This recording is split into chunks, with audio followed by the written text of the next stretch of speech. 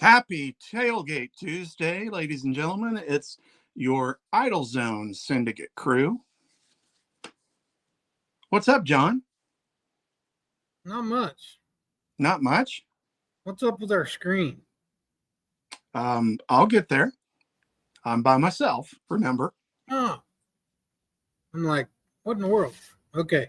Not much. I mean, we got the Toyota Series Championship going on this week, so we got a few of them guys here, and got a few co-anglers coming in tomorrow, so we should be almost full. I think all but one room. So that should be good. Cool. Or cold. Is it cold? No, it's like Good. 60 degrees. Good. We're Awesome. we're sitting outside doing the show outside because one of the guys is going to join us after we get done with our first guest. Making his return to the Idle Zone Syndicate, and I'm pretty sure it's exactly a year.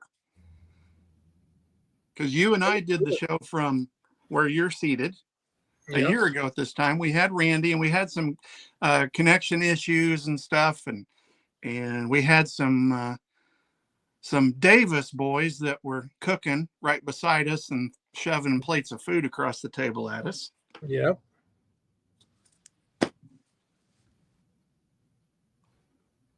Without further ado, let's just bring him in. I mean, Bring him in. Laker Howell's dad. That's it. That's who I am. What's going on, guys? You are it, man. Hey, good to be back with y'all tonight, man. How's it looking out there at Grand Lake tonight, John? It's beautiful. It's about 60 degrees. We're sitting outside. A little breezy tonight, but it's been a beautiful couple days. Weather's been up and down, hot and cold. Fishing gets good, then it gets tough, then it gets good. I think Grand Lake might get as much tournament pressure as Gunnersville. I feel like it seems like every weekend there's a major tournament at Grand Lake. There's a lot of tournaments. I know last year there was 140 permitted tournaments that actually applied for permits. And then you got all these little clubs and stuff that don't bother to apply for a permit. So one of the reasons why we picked Grand Lake to build this lodge is because we knew that it gets a lot of tournaments. Yeah. And it would be good for that. So, yeah. That's good. I followed Rick Klein all last week up there, seeing all the stuff he was posting about his stuff there. He did. That sounded like a pretty cool event. He did. It was very cool, and hopefully we'll have him back. You should do something like that. Yeah, I know. I might when I get a little bit older, maybe, and I've got a little more time. Yeah, I might. I mean, we brought Randy on again for a couple reasons. Which we'll talk about in just a minute, but the other is it's a big game Friday night. That's right. That's the primary reason we brought you on. Oh, yeah. Kansas at big game Friday night. I didn't even know that till you told me. That's how out of the loop I am on keeping up with stuff. It's been because with the tournaments finishing up, now the boat giveaway we're working on forever. Man, I've been on the phone and staying tied up. And Oakley, our son Oakley's at Alabama at college down there, and I was just talking to him a couple hours ago, and he went to the game last night. They played I don't even know who it was, a small team that they beat to death, but he sent me a couple highlights from a few of those new freshmen they've got there this year, and he said they look really good. So I don't know. I haven't seen. I imagine Jayhawks are looking good too. So it'd probably be a good game. Is it at Kansas or Alabama? We're No, talking it's about North North Carolina. Carolina. Oh, it ain't at North Carolina. You ain't talking about Alabama. You talking about North Carolina and Kansas. Mm. Okay. I mean, have you moved on from North Carolina just because Oakley went to Alabama? Well, no, not completely. I'm still a Tar Heel at heart, and I still pull for them. They've kind of disappointed me a little bit the last couple of years, but I've still pulled for them when they're not playing Alabama. When they're playing Alabama, I've kind of gotten where I've kind of become a bandwagon Alabama fan. So, I'm having to go to my allegiance since all my money's going there now. Got to support them. Yeah. Yeah, Well, it happens. I mean, he could have went to Duke. Yeah, I'm sure glad they want That to would do have been that. bad. That would have been bad. Yeah, he still wants to aggravate me with Duke all the time, but he don't. I don't even let it bother me anymore. Because I'm not gonna pull for Duke no matter what. So Oh for man, Kansas before I pull for Duke. that's Yeah. that's interesting. That's Yeah, pretty good. yeah. So I went to I don't know if you knew this, but when they played North Carolina in the national championship, I went to the game. I bought a ticket at the last minute, and I Wow. drove down to New Orleans, and I went to the game, and that's the game where North Carolina had a 15-point halftime lead Uh-huh. and lost Yeah. to KU.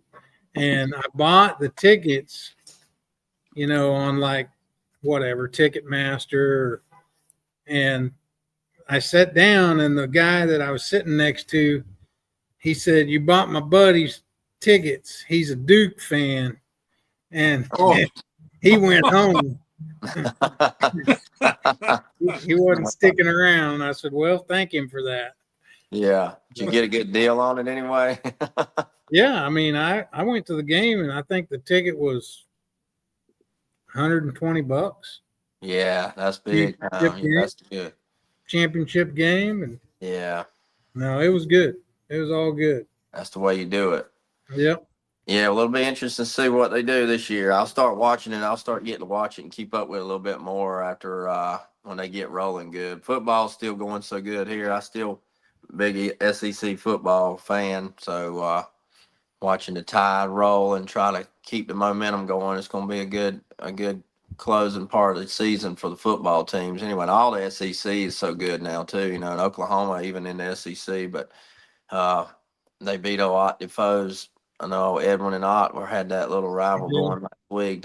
I was surprised they beat Tennessee at home like they did too, but that was a good game. Well, I don't know about Danny, but I've kind of moved on to basketball season. Yeah. KU, because they're extremely disappointing right now. Yeah. But anyway, Anyway. let's talk about your so you're late. You got the big check sitting behind you. Yeah, I put me a little background music back here behind me, so we went and see all our junk laying around in the floor. I'm out here in the garage. I'm actually sitting in my Ranger boat that I'm giving away for King's Home. We'll talk about that here in a little bit. But yeah, that's my look at that number on that check, man. $80,000. You believe that? I ain't won $80,000 since I won the Classic. You can't hardly win $80,000 in a bass tournament anymore if you don't win, So that was a pretty amazing little bonus tournament that came to Guntersville, the Ultimate Angler Championship that guys from all over the country qualified for. And yeah, the state of Alabama actually had the funding and the money from some conservation funding in the state. And they're actually saying they got it set to do again next year, again about the same time, same place here at Guntersville. 500,000 first place. No entry fee. It's just a $500 membership fee to be a part of the Unified Pros group, and all pros, amateurs, anybody can be a member of that, and you can qualify right out of all types of small tournaments right there in your region to make it in this deal. It was like 189 guys in it from all over the country, from kayaks to paper tournaments and bank tournaments. I mean, there's all kinds of stuff that people were there. And so coming back from, I was in 29th, come back to third place the final day with a 24.5 pound bag. And that was a big time blessing to the end of the year, because I had a slow season on the Elite Series this year as at a whole for winning money. So that kind of put me back above par a little bit and turned my season into a decent season on money winnings, with that check. So I was definitely thankful to good Lord for that one. Yeah, that was going to be one of my questions, was had you heard if they were going to do it again next year? And is there a limit on, because this year was it kind of snuck up on a lot of people, I think. Yeah. There was a lot of people that either qualified at the very last minute because they knew they were eligible, or, I'm wondering if now that it's out there, how big is this going to get? Yeah, this year, it, like you say, everybody, not a lot of people had never even heard of it, and then a lot of people that were hearing about it in the pro levels were all thinking it was not going to happen. They kept, all the negative Nancy's were saying that, oh, it's not going to happen. I ain't going to pay $500 membership for something. There's no way they're going to do that.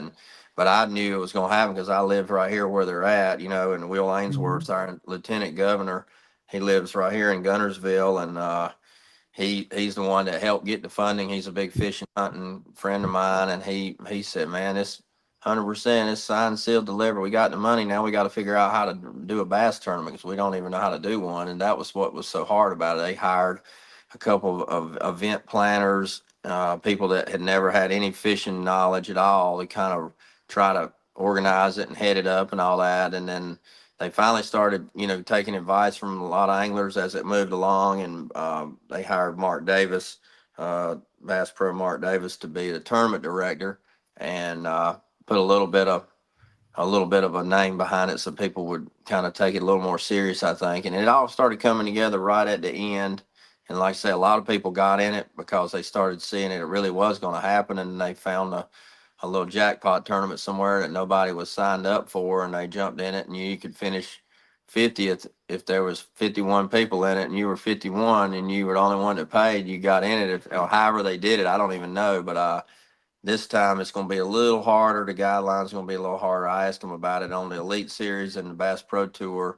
It's going to be the top 30 in the points after, I think it's after March, something in March. So really, it's only going to be the first two Elite Series events before the third one happens after the Classic. I think they'll take the top 30 because of the way they do it from year to year.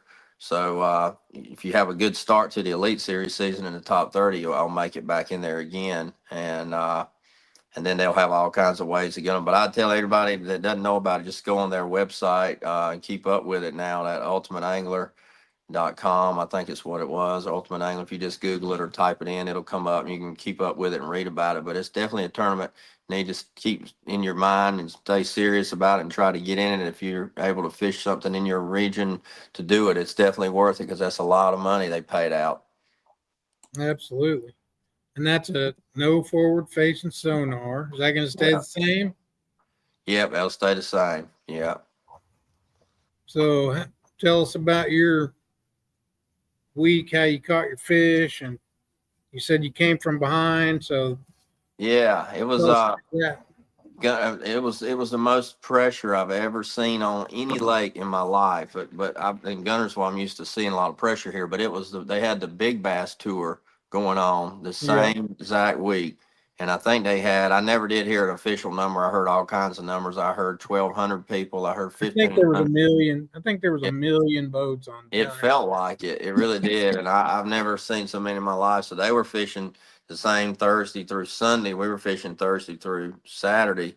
And I mean, it looked like I was fishing Main River grass flats on the main lake. So I never got away from boats because I was out there in the open the whole time. And it looked like a morning blast off all day long. It never stopped. It was just the boats just running nonstop. Then they're both directions. And as soon as they arrive by and they see a wrapped boat, and they're like, that looks like a good spot right there.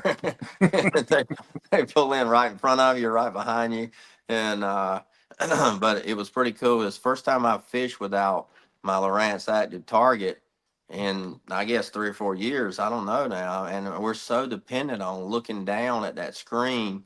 And even if you're not looking for a fish to throw at, you still on a grass lake like Gunnersville, you're looking at your grass lines, your holes in your grass, and that's a big part of how you fish here. And it was so crazy feeling. It just felt blind, you know. It really felt blind, and it was. And I practiced the 2 days of practice like that, so I was able to get a little bit used to it. But still, in the tournament, I could just find myself constantly looking down at the screen, like before I'd cast to try to see what I was throwing at, and I'd finally be like, "Well, I'm just throwing at the old days. We're just slinging it out there and hoping for a bite, you know, throwing where the grass line is." And I really depended a lot on my contour lines on my C map, Lowrance C map. It was really accurate on Gunnersville, so you could follow your contours and the 5 foot, 6 foot line. And I was fishing top water and chatterbait, but mostly top water. The Livingston Walking Boss that Laker won the tournament the week before on the Bassmaster Open on. That bait's been my favorite top water bait. I helped make it 4 or 5 years ago from with Livingston, and it's the best walking bait I believe on the market. And it's loud, makes a lot of noise. It's got the electronic shad, distress shad sound in it, which makes them draw them in. When you slow it down and stop it, they'll come back and get it if they blow it up and miss it. And I caught 21, right, almost 21 pounds the first day, and then the pressure and the people everywhere else, just kind of got to the second day a little bit. And second day, I had a couple new people sitting this power pole right on the juice of a couple really good sweet spots where some bigger fish were. I never got to even fish those. I just roamed around them, and then only caught 16 pounds that day. And I thought, gosh, that's so frustrating because I wanted to get in the top 10 for that top $25,000 was 10th place. And then it dropped to 7,500 for 11th. So it was a big gap there. And I come in, I ended up being in 29th. So I was like, shoot. So I looked though, but I was only about 4.5 pounds out of 10th. And I knew how volatile it is with all the pressure on the lake.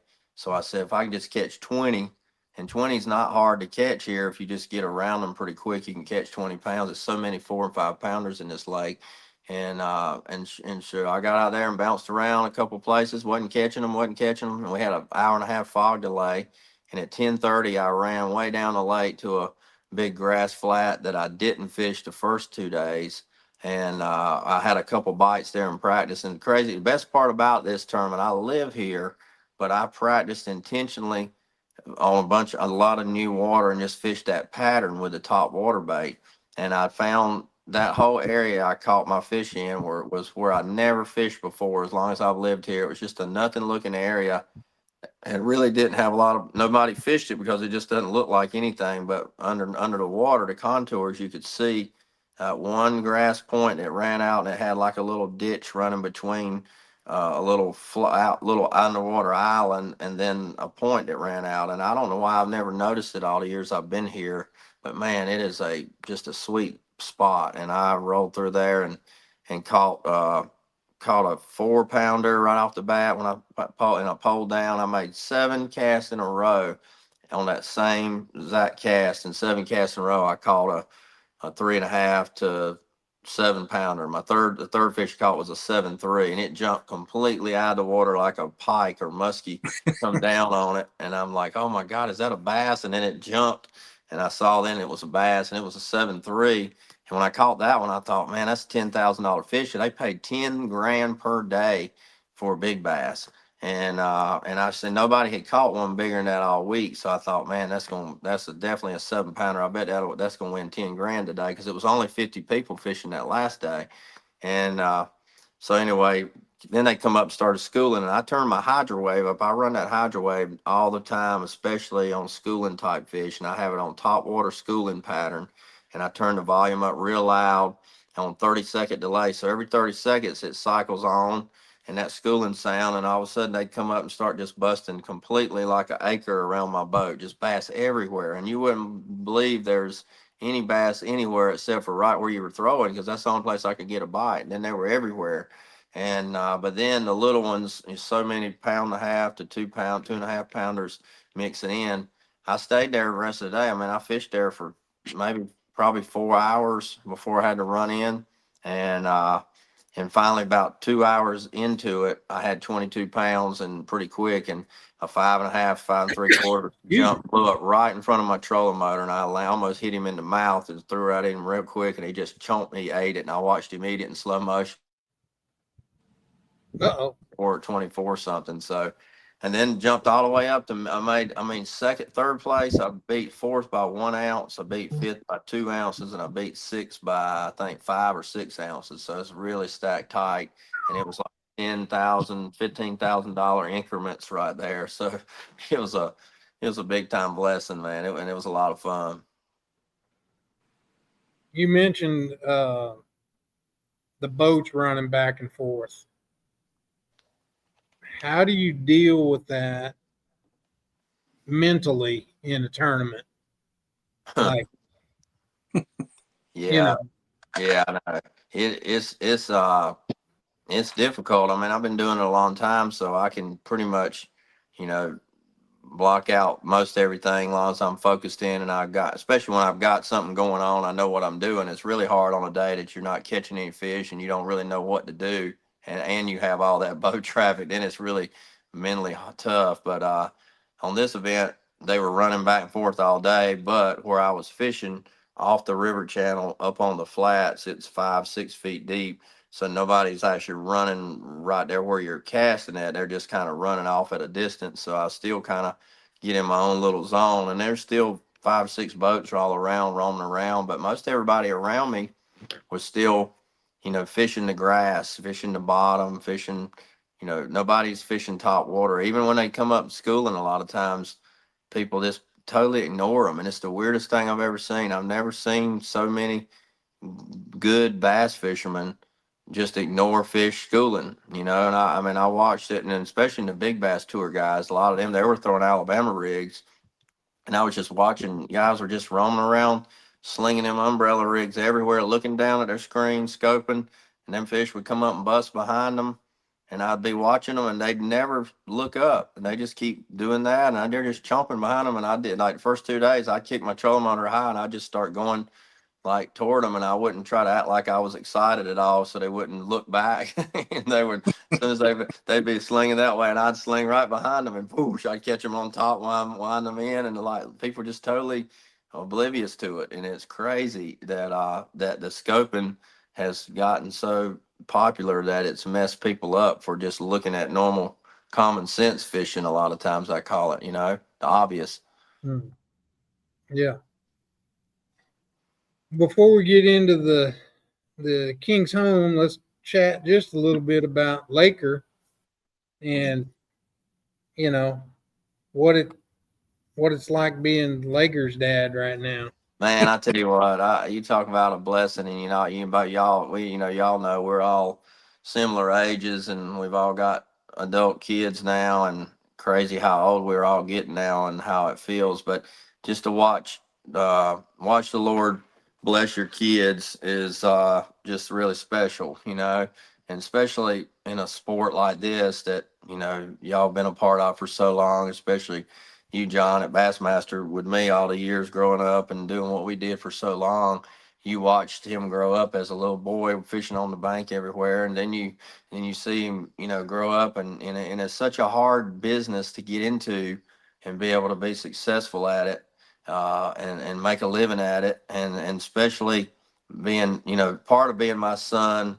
There's some part of it that's it's an advantage, but then there's some part of it that's a disadvantage too, and he had a lot of scrutiny and a lot of eyes on him, and people, some people want to see you do good, and a lot of people don't want to see you do good, and that's just the jealousy of the sport of all sports. Somebody's kid gets scrutinized pretty harshly, so I'm just thankful that he's come in, and he's, best thing about Laker, he's got a great attitude, he's got positive attitude, he's got, he's a big time, faith. He's got a strong faith. He knows where his blessings come from. He knows the Lord. He knows he hears the Lord's voice and spirit guiding him everywhere he goes and what he does, and he gives him glory for it.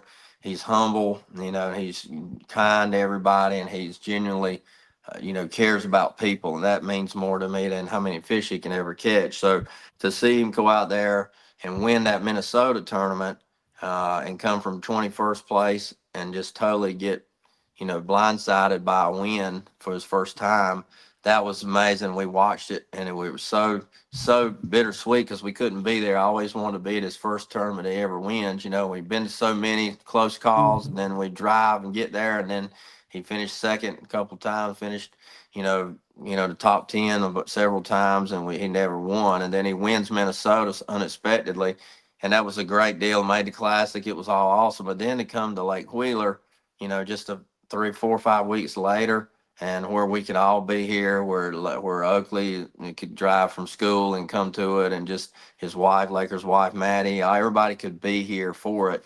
And then to go out there and just catch them like he caught them just blows my mind. And then to win by 2 ounces, and to win on Lake Wheeler, I won my first FLW Tour event, my first $100,000 event that really got me out of debt. In 1998, I was 24 years old, the same, and he was 24 years old at that Wheeler tournament. So a lot of cool deals, the way the Lord just brought it all together. But it was definitely a blessing that we all got to be there to share it with him, and just to see how he's handled success, and how he's just got a bright future ahead of him. And I'm really, really proud and blessed and thankful for it.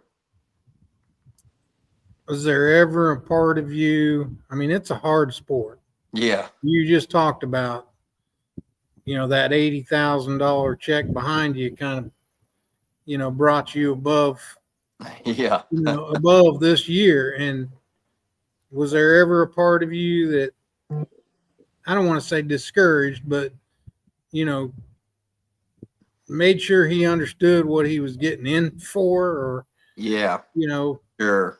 Yeah, we start, the whole time even growing up, he'd said it, and he had it in his blood. And, and Oakley was a really, really good angler growing up too, 4 years younger, but Oakley never had throughout high school fishing and everything else, Oakley always had a goal of going to college and getting a degree and trying to sell real estate, make money, do business stuff he wants to do, and love to fish just for fun, but Laker was bound and determined that this is what he wanted to do. And so we, Robin made him get a 2-year degree, went to Bryan College, on a fishing scholarship for 6 weeks, and that just wasn't the right place for him to be. And really, and I already thought that anyway, but I wanted to start let him go through the process. But then after he said, man, I know what I want to do, Dad. I know I can do it. I want to do it. I'm guiding. I'm making more money guiding and fishing local tournaments. I just need to get my schooling fast through online somehow and let me get into tournaments, because I know that's what I'm going to do. And so he was bound and determined. So I didn't discourage him. He got a 2-year degree at community college here and got some business and marketing stuff. But he's just a natural. He's got the gift of gab. He knows how to talk, and he's got the look, and wonder where he gets that. yeah, he's from thankfully his mama. He got her looks. He got my gift of gab anyway. Yeah. He got his mouth from me. Yeah. But anyway, we encouraged him after we saw that, he was serious about it, and I saw that he could do it. Then we just encouraged it, and, let him know that, ain't no turning back. You got to go all in. You can't go straddle the fence. You're either going to do it or not. And so he did it. And the Lord's really blessed him through it a lot quicker than I even expected, really. Yeah.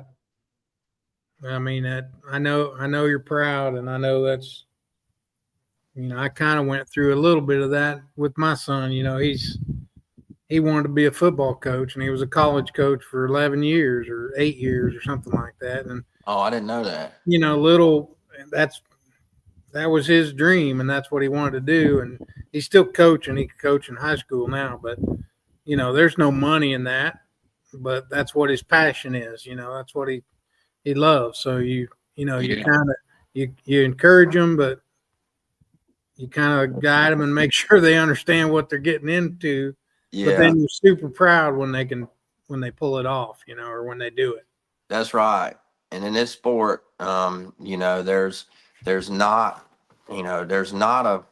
a lot of money out there to win anymore over, down the line. It's, if you win the tournament, you can, do well. But if you don't win a tournament, which happens, way more than the other, if you don't win, like even right now on the Elite Series, and it's got a lot. Our payout has a lot to do with the anglers. We chose it. The anglers voted on it. We could have voted on a higher pay in and have more Mhm. payout, but it has to come from the anglers. You got to pay more if you want to win more, because it is a gamble. And but everybody settled last year, my first year back, this year on that $10,000 pay in. So the good thing, we haven't had not paying out as much on entry fees, but the bad thing, you get a $5,500 check, and if you don't win the tournament, to pay out as soon as you drop out of the top 3 or 4 places, the payouts down to just not a whole lot, single digits to $5,000 to $9,000. So you're never going to make profit or get ahead if you don't have good sponsorship backing. So that's the part I wish the younger guys that are out there now that love to fish so much could see the light for help in the future, because bass is in a position that they're allowing the anglers to kind of help control a lot of their destiny. Bass has put an extra $600,000 out of the out of their profit into the payout last year, but then the anglers voted to take the $40,000 entry fee down to 10,000. So when you take all that money back out of it, then you don't have much left to win. So Yeah. I wish they would think more about that and make it a little better, because Bass is doing great, the platform's great, everything about it. I love being back there this year. I just wish the guys as a whole would want to see that payout get a little bit better and put a little bit more into it. Yeah. Understood. Well, I mean, we want to give the reason why you're on the show tonight. We want to make sure you give it plenty of time to talk about before you have to jet off. And Yeah. let's talk about the King's Home and the boat giveaway. Yeah, man, it is that time of the year again. It's amazing. It's already gone by that quick. But every year in November, we give my boat away and sell tickets all year online, $100 each, and it's already been 15 years. So this will be the 15th anniversary. So this year is a big year, a big milestone for us. And um, it's been last 14 years we gave a Triton away, and we raised $3.7 million in those 14 years, and we've sold tickets in all 50 states and 11 other countries over all these years. We got a database of about 13,000 some people that have donated to King's Home, bought at least one ticket over that period of years. So it's amazing how it's just reached across the globe, uh, in that unified effort of just how the bass fishing community sees a need and hears us talk about King's Home and the girls ranch, boys ranch, and the women's homes, and just so many things they do to help so many people. Serve about 275 people, annually, in the homes there. And being this many years now, like 15 years later, we've got kids that were 12, 11, 12, 13, 14 years old when we first started the boat giveaway, that are married now, that have kids on their own. And it's just watching them come back to King's Home, and lots of them show back, come back to our event every year and just volunteer and help with the fishing event that we do that day. And just seeing and hearing their stories, it's just unbelievable. And you just know what you're doing is making a difference and changing the lives. And you never know what. I've already seen several of these people that are becoming very successful adults now, in their life, and doing great things, and very, kind-hearted people, that and generosity-minded people, because they were at King's Home, and they were taught the love of Christ, and getting, God in their life, and just staying focused and getting right and getting past their abuse and their problems that they went through and the bad hand they were dealt in life. And they're doing the right thing with it now. So it's all about, so it's a King's Home is a faith-based organization. A lot of you that might not know about it, it's a Christian organization, and so they don't get federal funding from anybody. So it's all private donations, and can thrift stores. They got 3 thrift stores around Birmingham area that brings in most of the funding. But it costs about $10 million a year. That's their budget, $10 million a year to run all these homes. 6 counties, 27 campuses, homes, group homes all around six counties.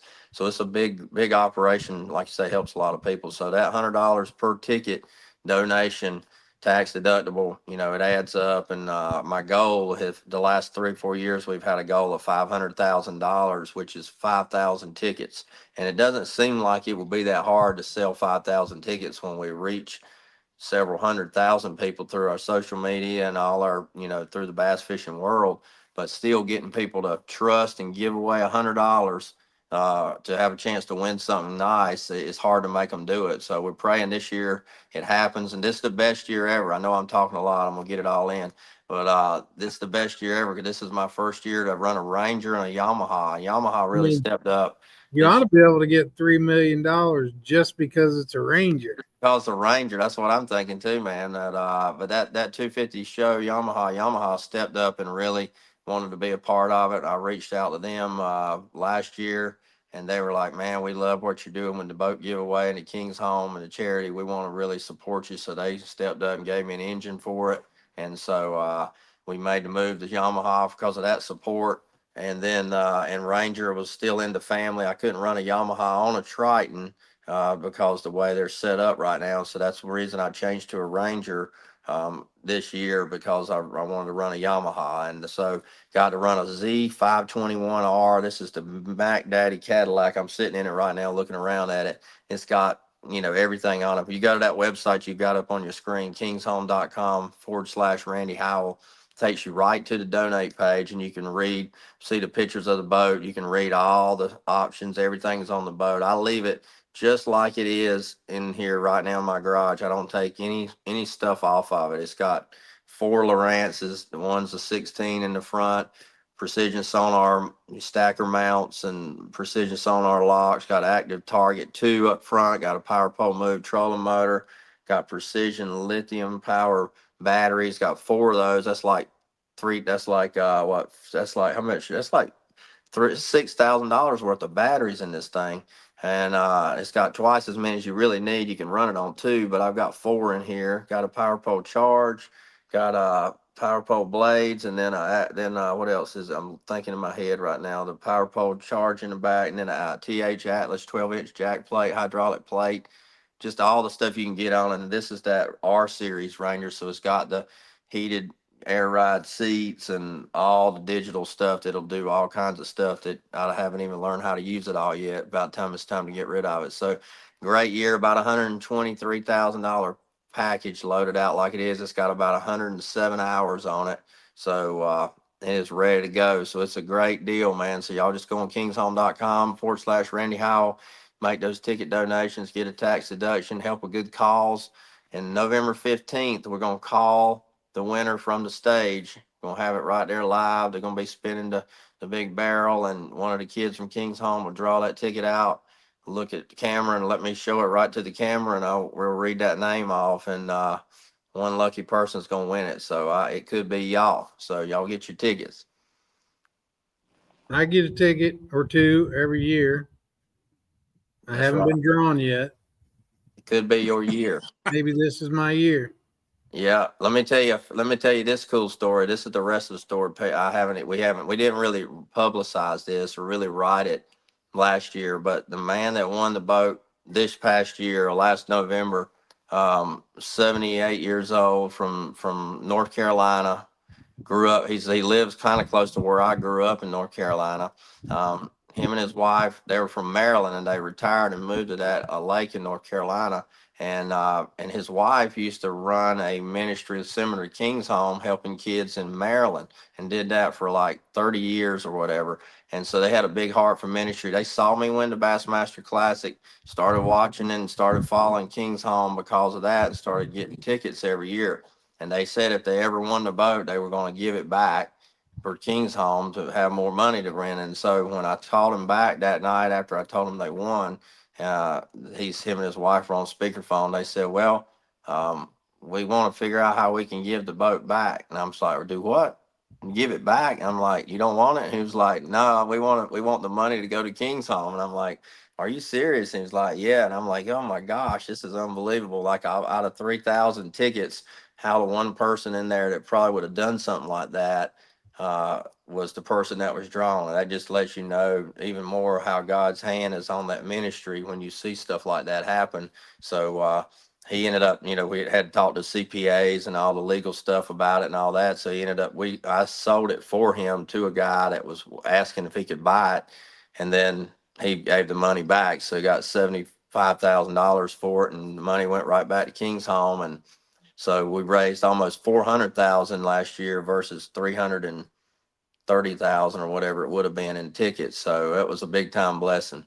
Nice. So I'm not trying to make you feel bad. If you win it, you don't have to do that. I'm just saying that guy did. That guy is a better man than me.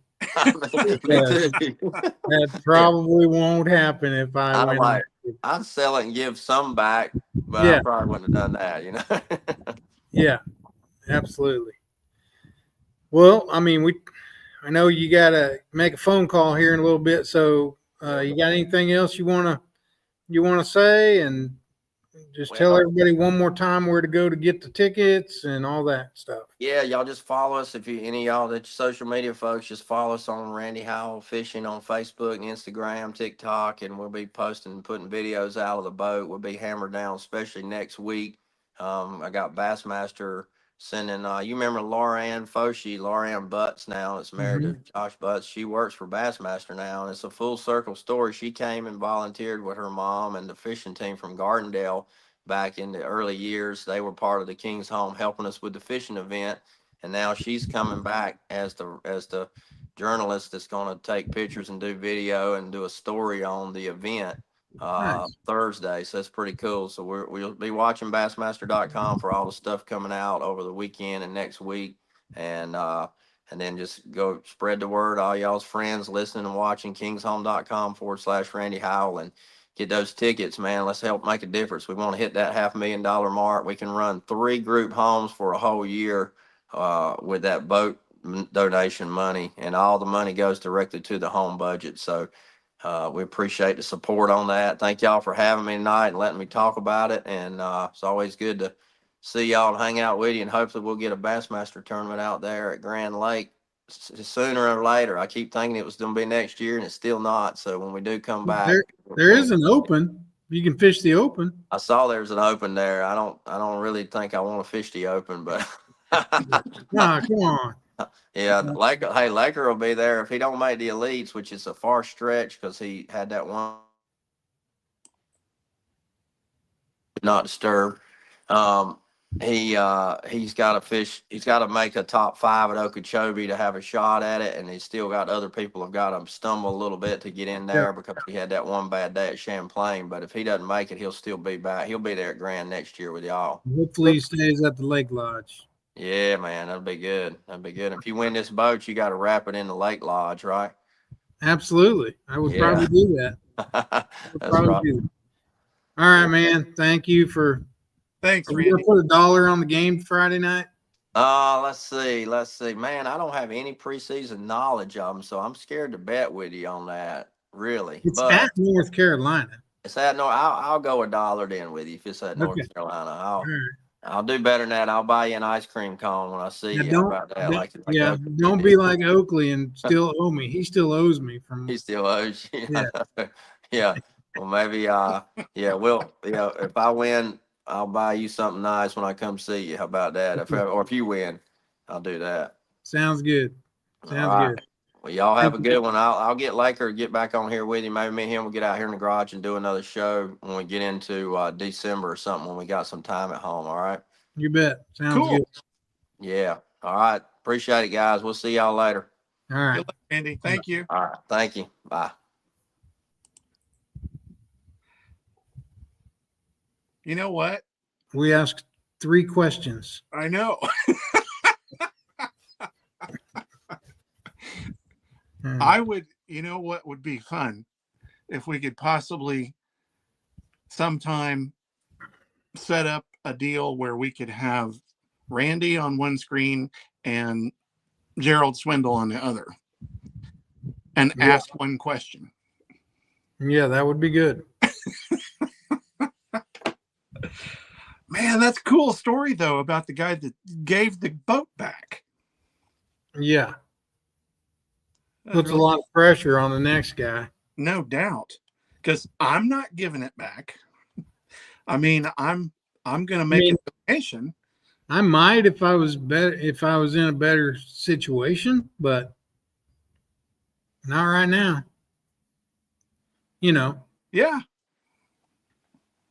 Because I can sell mine and use that money for good and also make a donation. So that would be my plan. If I won that boat, I would sell mine, pay off a few bills, and make a big donation to King's Home with the rest and be running a Ranger. I hope it's not North Carolina colors underneath the wrap, though. I bet it is. Probably. Maybe not. It kind of sounds like he's moved over to Alabama. I hope that'd be even worse. Roll Tide. That'd be even worse. Let's bring in our next guest. Who you got there, John? Well, just so happens, who did we say was coming on the show next week? We haven't, or have we? We have not announced yet. Well, next week we're gonna have Freddie Boom Boom Rambanis on, and this week just so happens, staying here at the lodge, we have Jackson Rambanis. What's up, man? Hey, how are you doing? Good. Fishing the Toyota Series Championship. Goes to college at Murray State here in Oklahoma. How you been? I've been doing great. How's the fishing been? It's been slow. It's in that weird winter funk, that transition, but any day now it's about to get insane. So tomorrow you've been practicing for 3 or 4 days. You've been here for a couple days. Tomorrow you got a day off, and then the tournament starts. Do you have a game plan, or I got a pretty solid game plan. I'm still working on it right now because I have a lot of areas throughout the entire lake that have fish. So I'm kind of dependent on what boat number I get, where I want to start, and if I get to that area right off the bat, and then I'll change my game plan from there. Very good. Tell us about your season, how you got here to the championship. So I started off the Toyota Series this year at Rayburn. I believe it was in the beginning of February. Very cold. I remember it being like 30 degrees one morning when I launched, and then 28 degrees the next day. Ice everywhere. And that was my very first, I guess, attempt at fishing a semi-professional event. So it was really fun. Get out there. I had a rougher tournament. Still got 40th place overall, 2 spots outside of a check. And that right there is when I was like, okay, if I can get 40th on a tough event, I can do this. I can get back out there and try again. So then a couple weeks later, I think it was back at Rayburn. I guess it was like middle of March. It was our second Toyota Series event. I get out there, I put my head down, and I looked for the fish to win. I didn't look so much for, okay, I just want to make an easy check. I want to be in contention to win this. End up going and dropping 18 the first day, 21, almost 22 pounds the second day, and then followed up with 18 again on the third day. Was in 16th place after the tournament. I still wasn't completely satisfied, but I was really excited at the same time that I was able to compete against a lot of those sticks out there. Rayburn has tournaments pretty much every week, kind of like Grand, and being able to compete against those boys was just a challenge, and it was really fun to be out there. Absolutely. And then I think after that tournament, I was looking at about 28th in the points, 27th. I was right there outside of the spot to make the Toyota Series Championship because top 25 go. And the last event was Eufaula, Oklahoma, and that's a lake I'm somewhat familiar from, being from Bixby, Oklahoma, now moving to Arkansas. So I was really excited to get out there. Tournament was terrible. It was a grinder. Water came up 4 foot overnight one day, and there's a photo of it right there. Those 2 fish is the reason I'm able to fish this championship. I had 3 fish that day for just under 6 pounds, and without those 2, those are about 2 1/4. I wouldn't have been able to make it to this championship. So getting a 20th place finish there moved me to 9th in the points, a huge points upset, and I'm here where I am right now. I'm super excited. I'm truly blessed. That's awesome. Those fish look bigger than you have the fish holding down pat. Yeah, you Because, gotta twist the wrist in it. Yeah. we've all learned how to do that. Okay, so you're here, and how confident are you that you can do well? I'm, I'm pretty confident. I fished Grand quite a few times over the last few years. Sorry. I came out here last year, and it was pretty much my first time fishing the lake by myself. I fished it a few times when I was younger. Don't really remember too much about it. Just remember a couple of the names, like running down to the different hollows down Lake, Disney, stuff like that. So being able to come out here last year for a TBF NBAA event, I got to fish with my buddy, and we had like 13 pounds one day. We're in 5th place. The second day, which wait to restart because they're 2 separate tournaments, ended up having 15 and getting second. I'm like, all right, I really like this event. Came back a couple weeks later for the TBF semifinal championship. Dropped 14 the first day and 14 the second day, and got 4th overall out of 150 boats. So I'm like, all right, I really like this lake. And then when I learned that the Major League Fishing National Championship was here this year, I was like, I really want to qualify. So I fished a couple of qualifying events and went in the state of Arkansas. Got to fish out here for the MLF Nationals. Dropped 15 pounds on 3 for the first day and 14 pounds the second day for 3. And was sitting in second place. The last day third day we had like 12 pounds and moved down to 4th. So 4th place finish there. But so right now I'm on a track of 4th place finishes, and I'm okay with that. I'd be completely fine with that if I get this week. I have a lot of confidence. That tournament last year was it was a couple of weeks, like it was in October, end of October, and we're not too far from that. My bites seem to stay the same. The size fish has decreased a little bit, but it looks like it's decreased a lot for guys all over the field. So if I can come back somehow with about 14 to 15 pounds a day out here, I'll be looking really good in the money. And if I can bring that 16 to 17 pound bag in, I think I'll be right there to make the championship day. Nice. And what's at stake in this event? A whole lot's at stake. It's by far the biggest tournament I've ever fished. We got $235,000 for first place at stake, and then it's like $1,000 down to 50th. So it goes down pretty good. I mean, if I get a 3rd place finish, I think I'm still looking at $35,000, which is life-changing money for an 18-year-old. So there's a lot at stake. I've put my time in. I got to fish out here a couple weeks ago for the JUCO National Championship, and we kind of took that. I took that tournament kind of a different route. I shot for the win, of course, but I was also like, I want to try different areas and see how I can pick it apart, because there's nothing like being able to find fish in a tournament mindset. You get out there and you're like, okay, I need to catch 5 and I need to bring 5 back into the stage. There's no more, oh, that brush ball has 3-4 pounders in it. I'll come back and fish it later. No, in that tournament, you want to fish for them. And we kind of got stuck. We had some big ones found. I lost one about 6 pounds in that tournament, and then ended up bringing in like 10 pounds a day. It was, not great, but it was still really fun to get out here. My first, college national championship. So I'm glad to be out here for a real worldwide national championship. Very good. What's it like being Boom Boom's kid? It's awesome. I mean, I have one of the best teachers. I have the best teacher I could ever ask for. He's taught me pretty much everything I know, just from the basics, and now I'm getting to build off of those. Like this lake, I mean, when I came out here last year and had nothing, knew nothing really about the lake, he gave me some areas, and I was able to build off those. So I've always had a little bit of added pressure onto it. Okay, my dad's Fred Urbanus. I gotta show up. I gotta compete. I don't want to, not let the name down, but I'm already having that pressure.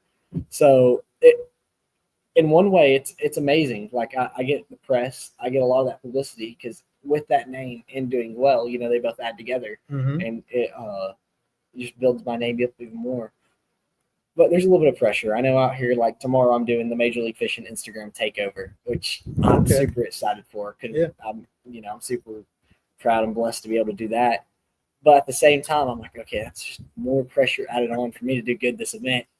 I'm going to be posting all day tomorrow on Major League Fishing's page. I better not back it up with an 8-pound bag the next day. But at the same time, I couldn't ask for it in any other way. Do you throw a frog as good as your dad? Better. I try to. I don't know. I can go down the same stretch he goes down and end up catching. I might catch 5. I mean, he's going to be on next week, so whatever you say, Oh, I know. I better. he's probably watching. He's probably watching. No, I don't know. I don't know if you told him you were going to be on, but I messaged your mom that you were going to be on, so I don't know if they're watching. Oh, I bet they are now.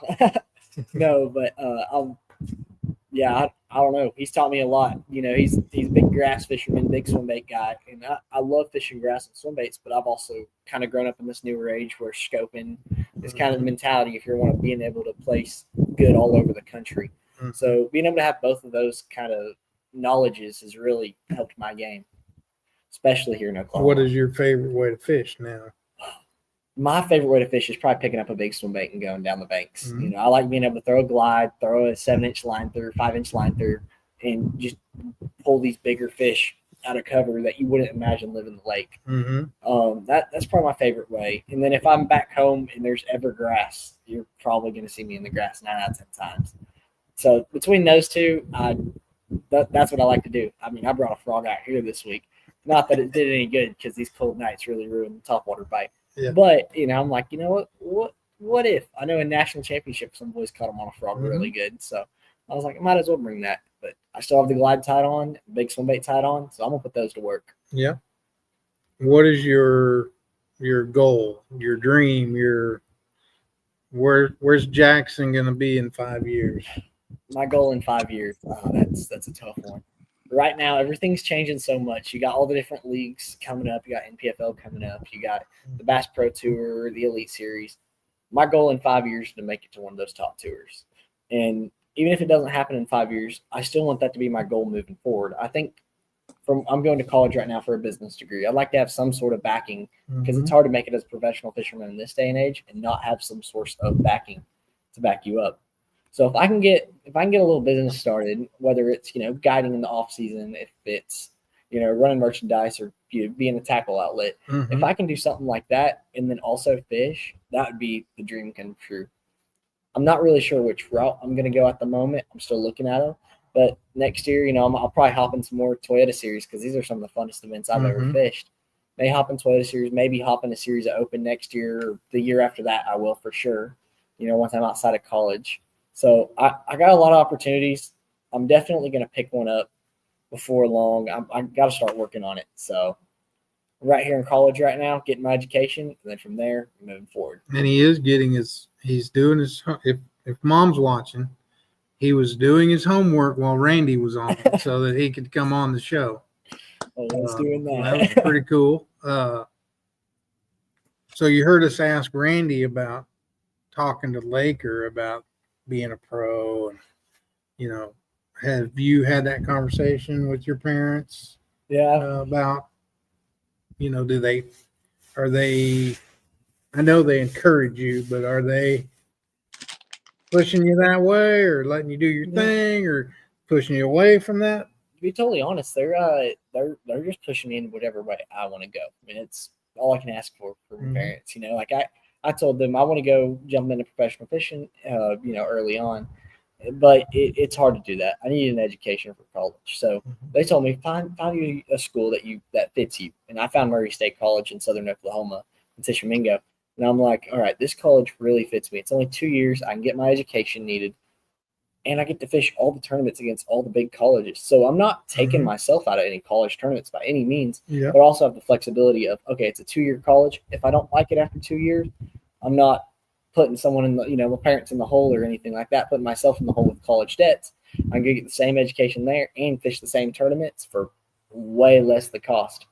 And the money that I'm saving from that is the money I'm going to put towards, you know, becoming a professional fisherman, fishing a big series of tournaments. They're pushing me as much as I want to by any means. They're not telling me don't do it. They've told me again and again, you know, if you're going to do it, you definitely need to have backing. You need to find the sponsors. You need to find the media to help you cover you. You need to find all these little things just to make your path so much easier. And, you know, maybe stuff that my dad didn't do, you know, coming up, because Instagram, social media, all that wasn't the big presence back then at all. So being able to get a jump start on that and working up to fishing a big league.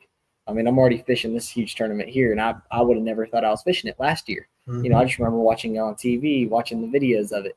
Now I'm like, wow, I'm really here, and I couldn't have done that without the support of my parents. Absolutely. Danny, you got a question I've got for several. young Jackson? I knew you did.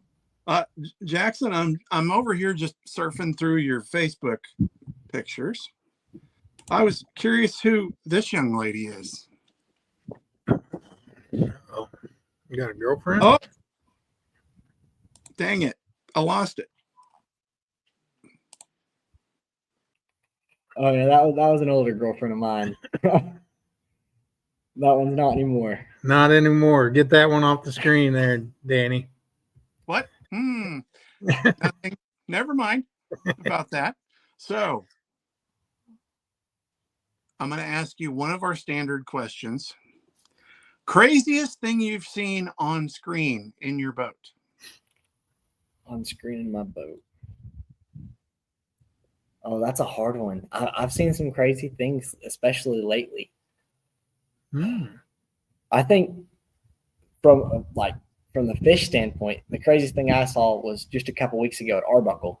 I'm out on Lake Arbuckle fishing my first college event of the year, and I catch a 976 largemouth. So broke my PB by far. And as I'm reeling that one up, I watched a fish underneath that one, another bass. It was a teener. I think it could be pushing a 13 or 14 pounder. That's probably the craziest, biggest fish I've ever seen in my life on scope. That was actually a bass. That I ended up going. How do you know it was a bass? I'm an old guy. I want to know how you know that's a bass. You know, to be totally honest, at first I didn't think it was a bass. They were both sitting side by side on scope. I threw over there, and they both looked up at my big minnow, and I caught the one 976. So just by how they react, are you determining they're a bass? Yeah, mostly by the reaction speed, the bait they were around. You know, those bigger catfish and whatnot, which is what I thought they were for half a second at first before I hooked the 9. They were kind of hovering across the bottom, not acting like bass by any means. There was one stick up they were kind of around, which I learned that the stick up was actually just a brush pile laid over. So there was still a lot of cover for them down there. But when I threw my bait over top of them, and as soon as I saw that head reaction, the catfish usually is a big slow, like they just slowly come up for your bait. Mm-hmm. The bass, I mean, it started swimming. You could see that tail swimming behind it, and that was kind of my biggest giveaway for it being a bass. I thought it was really hard to find these bigger bass on scope, especially when you go to lakes like Green. You have thousands of carp, thousands of catfish. You know, you got so many different species. That lake doesn't really have many carp. It has a few catfish in it, a few drum. So that was my way of telling it was bass. It's still hard for me to go to these other lakes, and I can pick out 2 and 3 pounders. Okay, yeah, I know that's not a 3-pound crappie sitting on a brush pile. Mm-hmm. But when it does come to finding those bigger bass, I'm still working on it. And that's probably one of my biggest learning curves in the new age of scoping. Okay.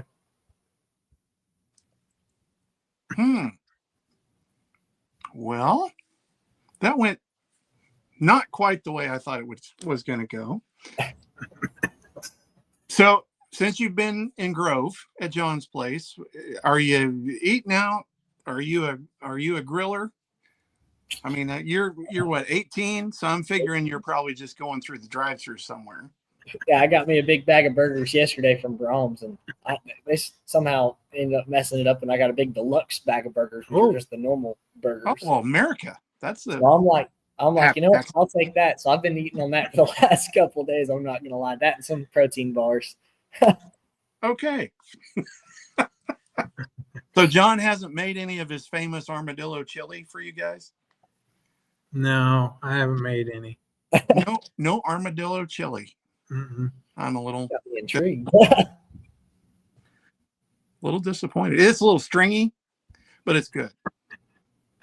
I haven't seen an armadillo since last year. Saw a pack of possums the other night. Is that what you call them? You saw a herd? More than one? 3. 3? 3 of them right out. Yeah, just right outside the camper. Mm-hmm. As I was pulling in. I Interesting. haven't seen any armadillos though. I think I eradicated them.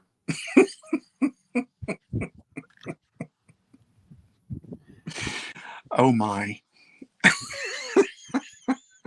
You've thrown me completely off track. What I was thinking. I think you were asking about favorite stop or something, probably. Well, that's where I was going. I was thrown off by David Deffenbaugh about the Bronco colors. I was reading But that. see, he really, I mean, this is not the week. This is not the week. I mean, did not one team lose and one team win this weekend? That was last week. No, this is- I think it was just 2 days ago. Yeah. I think my team with the Bronco colors did win, Mhm. and the other team that he's hoping for did not win. Nope. No. And one team with the Bronco colors is leading the division. Yeah. Mm-hmm. In And the other team is not. As a matter of fact, if the playoffs started today, the one team would not even be in the playoffs. True. That's what makes it so much more sweet. It's not going to happen this year. We're going to have to come up with some kind of crazy bet on that. I'm a Broncos fan. Everybody else on here is a Chiefs fan. Well, most right-thinking people. I'm right there with you. Hmm? I'm a 49ers fan, so I'm right there with you. Okay. Oh my. Dude, I was starting to like you. Oh, if we all liked the same team, it wouldn't be any fun. That's right.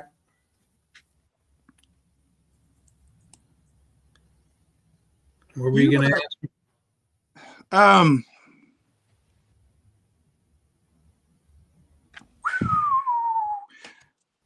How about some do you have any sponsor partners you want to talk about? Yeah, I have a few right now. I have Portland Fishing Line. They're a braided fishing line out of New York, out of Portland, New York. So they make fly line. You see them in a lot of not Bass Pro Shops, Walmarts and stuff like that across the country. They have some new fishing line, some 8-pound test spinning line that I love. I have a yellow color that, it's on all my rods right now. Mm-hmm. They make 65-pound braid, 50-pound braid, and now they're starting to do some fluorocarbon leaders. They make like top secret, and they make some different lines that I'm absolutely loving. I got Cortland, I got Gill Fishing. It's just apparel. They make some of the best rain suits, the best rain suit I've ever worn. Mm-hmm. I'm completely covered in that, especially in these mornings right now. I got my big puffy jacket on. I got G-Rat Baits. They're a company out of California. They make some really cool glide baits, some Sneaky Pete's, the Pistol Pete, and the Papa Pete. And now they're making a new series that I have a color in. So I have the Jackson Rambanus color. Oh, nice. Which is, it's more like a hitch. It's black with a little blue tops on it. Yeah. I've been throwing that around a little bit. And then they made this minnow called the Rocker. It's a 4-inch minnow I'm throwing on a 1/4 ounce or 3/8 ounce or a 3/16 ounce head. I'm loving it. I caught an 8.4 on it the other day. And then I caught one about 7 pounds on it the other day too. So I'm really starting to like that minnow. That's all I've really thrown this week. And what is your setup for that minnow? So throwing a minnow, your favorite setup? My favorite setup is it's a Dobbins. It's a Champion XP, but it's actually in my dad's older series that he had with him. It's a 743 medium light fast. So it has a good tip to it. The rod's not too heavy. I can throw those littler minnows on it. And then if I go up to my bigger minnows, I'm throwing a Dobbins 744, which is pretty much a medium heavy spinning rod. And that's what I can throw them 7 and 8-inch minnows on. Not that they're not on my deck all the time, but when I'm searching, I definitely have that rod on my deck. Nice. And the reel? The reel, just honestly depends on what I have on it. Right now, I have some Shimano. I just forgot the name of it, but they're Shimano reels. They're decent gear ratio reels, and I like the 1500 size. Just because when I'm casting them, I'm not usually making too many casts. I'm making a lot of casts, not really far casts. It's usually within that 60 to 100 foot range. so I don't really need the bigger spool on it. Like if I was throwing a shakehead on a spinning rod or a drop shot, I have my bigger, real sizes on those rods. And I'm also throwing usually 8-pound braid to a 10-pound or 12-pound fluoro leader. Okay. So I really don't need too much line on my spool, and it gets them in the boat perfectly fine. And what's your favorite knot to tie the line together and to tie your lure on? So to tie the knot together, I like using the Alberta knot. That's been my favorite. I use the FG sometimes. The FG just takes forever. So if I'm tying an FG knot, it's usually the day before the tournament. Is that the one where you have to put your foot on? Yeah, it, pretty much. You need 3 hands for an FG knot. You need someone to be holding the line while you're doing it. I usually wrap it around my rod, around my reel handle a couple times and tie it on. But I usually tie Alberta knots real quick and easy, and I never have really problems with them at all. And then when I'm tying to my bait, if I'm tying straight braid, I'm usually almost always doing a Palomar or a double Palomar. And then when I'm tying fluoro, I can't really remember quite the name for it. It's kind of like the improved clinch knot, but it's new. You do a couple twists with your line before feeding it through, and it was something that Aaron Martins used to do back in the day with it. And I switched to that knot last year, and I've never had a problem with it whatsoever. Is that like the double trilene or the trilene? Yeah, the double trilene. I guess that's the trilene knot. I used to tie a trilene, but I didn't double it, and was doing it wrong for all those years. Yep, and that's then what I I'm double tying it. right now. Yeah, that's what I'm throwing. That's what I tie, pretty much. I've never had a problem with it really. I mean, it just once you cinch it down, you just got to make sure that line's wet. Because the only time I've ever really had problems with, I'm throwing like 6-pound leader and stuff like that to it, and I will notice that your line gets really hard because it kind of burns together. But once you make sure that line's wet, I've never had a problem with it. Nice. Do you believe in Bigfoot? Wow. Where do I start on this? I'm surprised Danny didn't ask you. What? Why would you say that? Because you have a Bigfoot right behind you. He's And out on my hat. And on your hat. Bigfoot's out there for sure somewhere. He thinks he's out there. He's out there. Bear squatch. That's the one you got to worry about, though. Big old bear squatch. Bear squatch. Yeah. Interesting. I don't know what a bear squatch is. Oh, it's a big 500-pound black bear. He's living somewhere in my woods right now. I've seen him out there. I've watched him kick over our feeders. So. Wow. But between him and Bigfoot, they're Bigfoot's just his older brother. I'm pretty sure. I don't know. He might be somewhere in Tennessee right now, but he's out there. He's out there. So in Arkansas, you have this big bear? Oh yeah, bear squatch. He's in Arkansas. Do they have a bear season? Can you hunt bear in Arkansas? We have a bear season. I've never killed a bear personally, but I have a bunch of buddies that do. They go up to the mountains and they'll get one a year. So we do have a bunch of bear up there. I've never went hunting for one. I've heard one while I'm hunting. Heard them scratching through there. They sound like hogs, but way bigger. So yeah. Other than that, I've actually never seen one hunting, but they do have a bear season. Okay. Wow.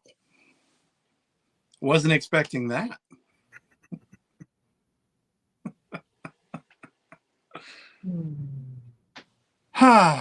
What else you got, Danny?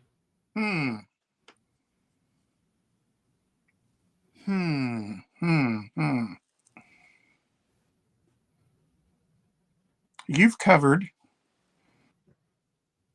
everything that I would cover. Almost. Here we go. Let's go in a different direction. If you weren't competitively fishing, Jackson, what would you be doing? That's a good question. Are you a golfer? Or are you a... Did you play sports when you were a kid? I played some sports. I really like baseball. I just ended up having not enough time for baseball because I had so many bass tournaments and they really overlapped in the spring season. I don't know. That's a tough one. I almost feel like I'd go kind of Oakley's route, become like a realtor, or real estate agent on that sort. Because I always thought that was pretty cool growing up, being able to list houses, being able to flip and make good money. Yeah, that's a good business. That's really tough. And I've kind of thought about it a few times, but I guess I've had my mindset on bass fishing for so long. It's kind of been a question I don't think I've really ever been asked, like straight up. So, man, good. It's a good one. Yeah, no, that's a really good one. Yeah. I have to do something outdoors. Even if I'm not fishing, I'm hunting, or if I'm not fishing, I'm doing something along the outside. I can see myself working at a marine dealership, doing something along those lines. No, I'm not mechanically inclined, but I feel like I could make a quick sale. No, but And with YouTube, I mean, anybody can fix a motor. I can Pretty make, much. I mean, I'm becoming a YouTube fixer champion around here. I can tear dryer washers and dryers apart, and air conditioners, and Well, I can tear them apart too, but the trick's getting them back together. I can get them back together even. I opened a bait caster the other day. I was gonna fix it. One of my gears is broken. That thing is still laid out in my dorm room. Yeah, I started putting it back together. I'm like, I'm gonna need like an instruction manual on this. Yeah, that I might not be able to do. So you said you're a hunter. Are you a deer hunter? Bow Deer, hunter? duck, dove, anything that bear's pretty much the only thing I don't really hunt back home. Like, just not, we don't really have much of it. But yeah, I'm a real big deer hunter. It's right after this tournament, I'm probably gonna go back to my house because gun season opened up.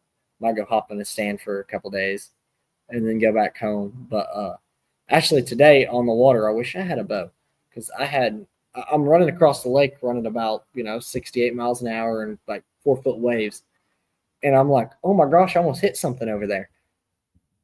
I turned back around, and it is a deer swimming across the middle of horse, just out there in the very middle. He was probably 1.5 miles away from the bank. I ended up following behind him there for a minute. He swam up by an island, but I'm like, I don't know what that deer was doing. I have seen several posts of people around the lake here this last week of deer swimming across the lake. Several, like probably at least 5. Really? I saw one on the end of a boat dock. I went by and I mean, the deer are pretty tame around the lake. Yeah. I mean, my wife works down on Duck Creek and the coves, and they have a golf course. And I bet, there's hundreds, and they're just, and they're not scared. Like, I golf, and they may be sitting on the women's tee or the white tee, blue tees, and you're teeing off one tee behind them, and they just lay there on the front tees in front of you. Never move. They don't care. Crazy. It's crazy.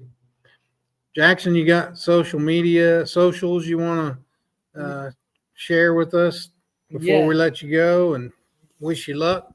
I appreciate it. Yeah, I'm biggest on Instagram. It's just my name, Jackson Rumbanis, on Instagram and Facebook. That's what I'm most prominently on. I've started on TikTok and things like that. Haven't been getting big into posting videos there, but on Instagram, I'm usually up to date. A couple posts a week. So. And you're going to be a takeover on the MLF tomorrow? On MLF Big 5 official. I will be taking over the Instagram stories feed throughout the day, and I'll post, some clips, post what all's happened to me this week, how I'm here, and what I think about the lake, and how it might set up for a lot of these anglers out here. And I'm sure you're going to mention the Lake Lodge I will mention the Lake Lodge for sure. This is one of the coolest places I've ever stayed. I mean, you can park your boat under here. If it's raining, you can still work on tackle. I think this should be in there should be one of these everywhere. I agree. All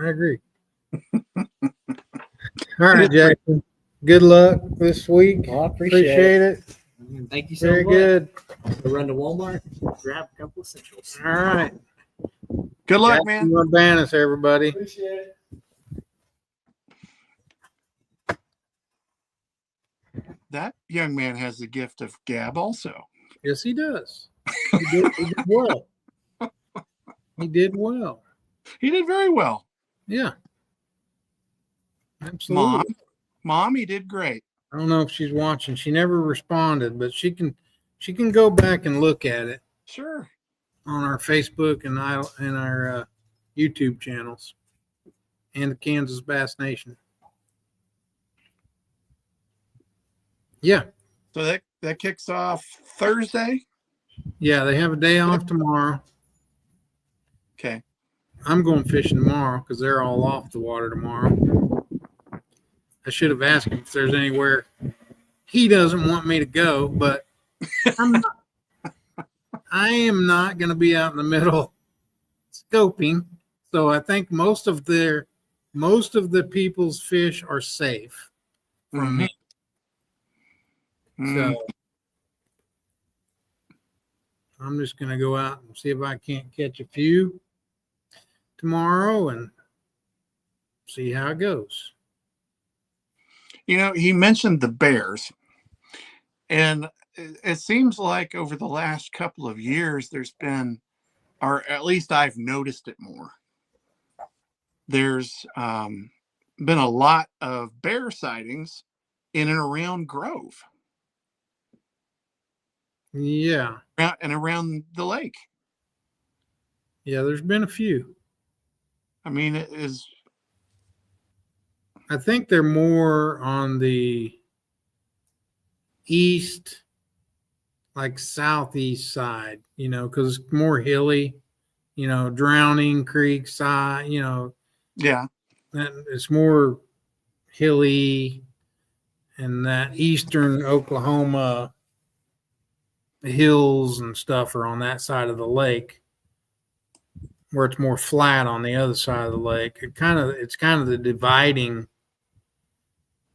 The Grand River, I guess, is the kind of the dividing from the mountainous, hilly to the flat, on one side. I think they're on that side mostly.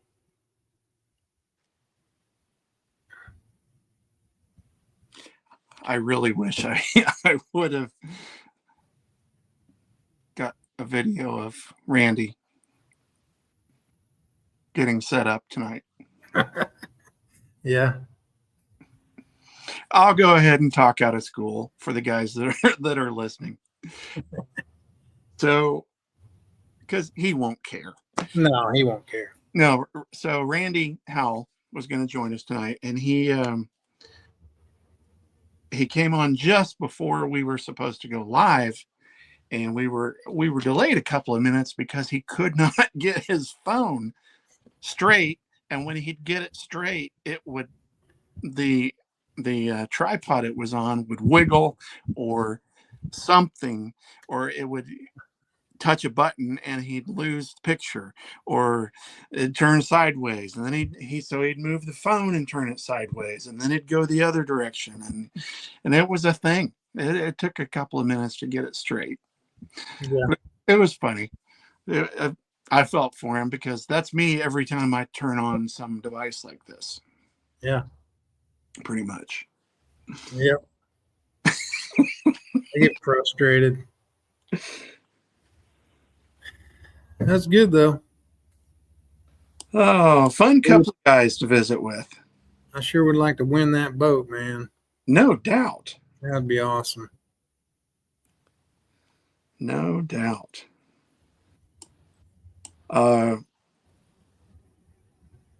Pretty big statement about Yamaha right there too. Yeah. Kind of surprises me that the other company, after all the years, didn't do that. Yeah. Is what it is. Yeah. Yep. So what did we glean from Jackson that we can pick on Dad with next week? I don't know. I have to think about that. Okay, I am not going to show any pictures of girls holding fish when we have Dad on. because we know Dad's married. So that Yeah. was not suggesting anything, just covering my butt. I'm not going to do that. I thought that was going to be funny, and the joke was on me. Hey, I every once in a while a picture rolls across Facebook feed or something of Bree and her ex. Mm-hmm. I don't know how I am supposed to obliterate all those pictures, but somehow I'm supposed to do that. You can't do that because I tried in my situation and you can't. It is what it is. Mm-hmm.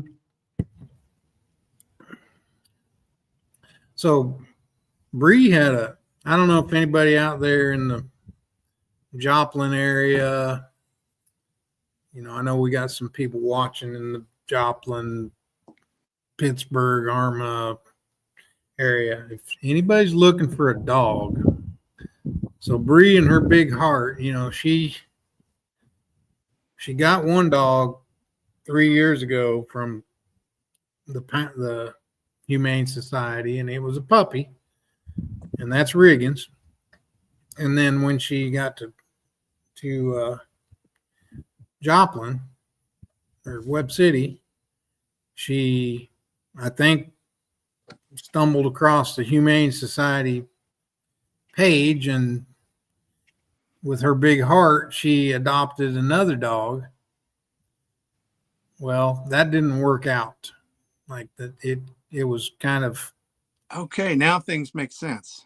yeah. That didn't kind of work out. So she had it about a couple months, and they just didn't get along. And well, it wasn't that they didn't get along. She just couldn't handle two big dogs. And Mm-hmm. so she took Henry back to the Humane Society.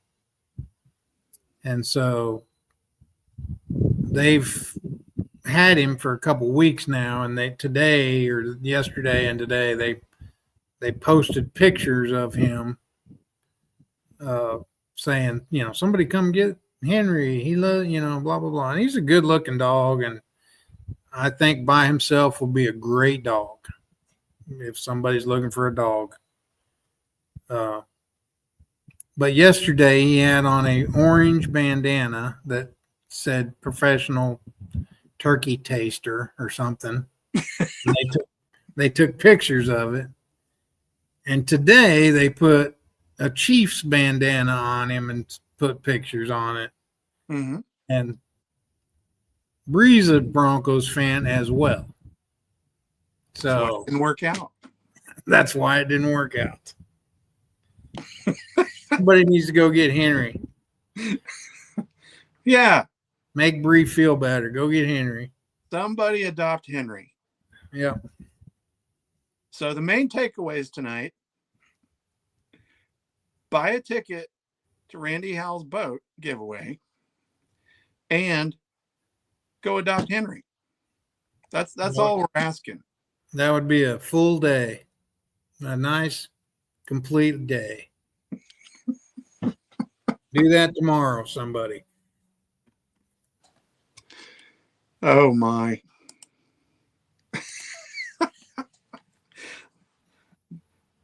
So Kiki and Crank can't leave us alone anymore. No. We are unsupervised and not really responsible for our behavior. I feel. Nope, not at all. One closing remark. Just before came in the studio tonight, that sounds like it's really official. Like it's not my old bedroom. Like my studio. Yeah. Okay, so the studio screen. Just before I came in tonight, I had a phone call from a state youth director. Knew that Randy was going to be on the show, and I totally spaced off. I was going to tell him this. But she Wonder who that is. wanted Randy to know how it impressed her when she saw him at high school national with Laker. And he didn't wear like some of the other dads that captained. He didn't wear a jersey. Yeah. Plain clothes, stood in the back, in the corner, out of the limelight, because it was Lakers Day. Yeah. Absolutely. That says an awful lot. Mm-hmm. Marty did the same thing with Marshall and Mitchell. Like he tried to hide. Awesome. Yeah. We should have a Father's Day episode. Well, it's hard to do, Father's Day being in June, but it would be cool if we could get like 2 or 3 sets of fathers and sons Yeah. some night. That would be fun. Yeah, it would. We could probably do that.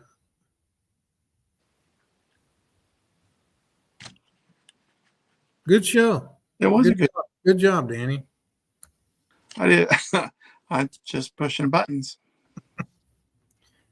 trying to talk and push buttons. That I am not coordinated enough. I don't know how Mercer does it. You know, Dave's got the camera up like this on his face. Yeah. Because his hands are down here doing all this stuff with keyboards and mixers and Matt Pangrac does the same thing. yeah.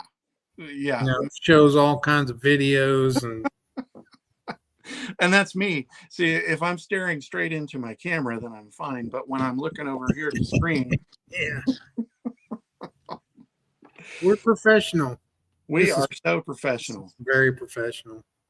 Guys that are still with us, thanks for watching. We always appreciate everyone and your comments and following along.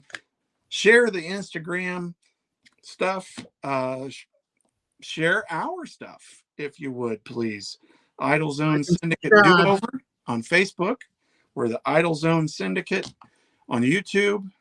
Man, share that YouTube link all you can. Yeah. I mean, we'll give you $1 if we see you in person. Honest. Or John will give you $1 if we see you in person. Monopoly dollar. Monopoly dollar. Jackson's dad next week. That'll be a fun one. Peace.